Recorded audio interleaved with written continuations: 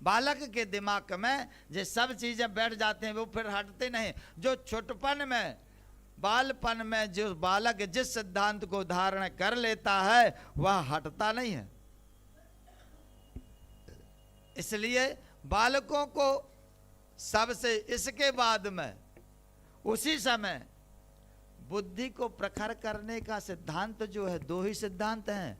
दो उपायों से आप बालक की बुद्धि को तेज कर सकते हैं। कुशाग्र बुद्धि जिसे कहते हैं। अगर अपने बालक को बुद्धिमान बनाना है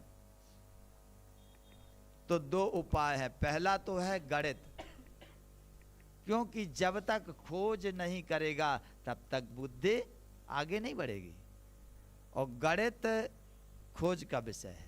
गणित में जब हम आपसे प्रश्न करेंगे तो आपके दिमाग में टकराव होगा, आप दिमाग लगाएंगे। तो गणित जो मैथ होती है, गणित के प्रश्न, घटाना जोड़ना सिखाओ। कक्कड़ कंकड़ पत्थर ले आओ बेटा, इतने उसको दे दिए, इतने दे उसको दे दिए, कितने बचे? उसकी गणित तेज हो जाएगी। उसकी बुद्धि, हाँ, जो दिमाग में बैठेगा गणित तेज हो जाएगी छोटे से। हमने अपने जमाने में मास्टरों को पढ़ाया है जी, हकीकत बता रहा है। हमारे सामने मास्टर फेल हो जाते थे गणित में, क्योंकि हमारे गणित के प्रश्नावली में अगर स्कूल में 5 चल रहे हैं तो हमारे कॉपी में 7-8 चल रहे होते थे।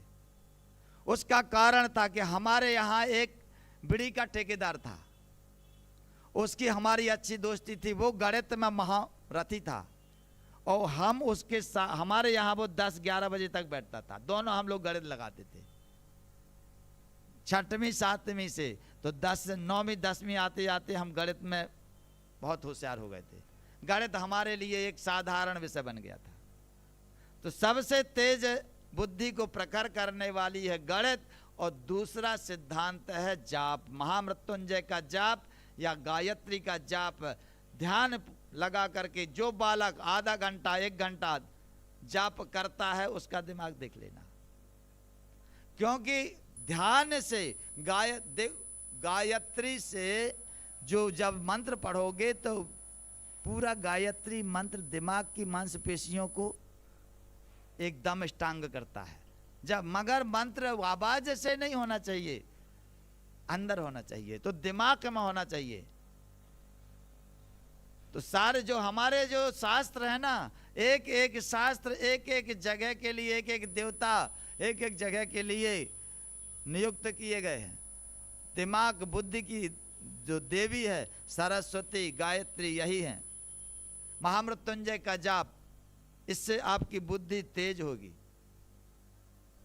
प्रैक्टिकल करके देख लेना। 1 माह ध्यान करवा देना बच्चे का, और उसके पहले की उसकी बुद्धि देख लेना और 1 माह बाद की देख लेना। ऑटोमेटिक आपको समझ में आ जाएगी।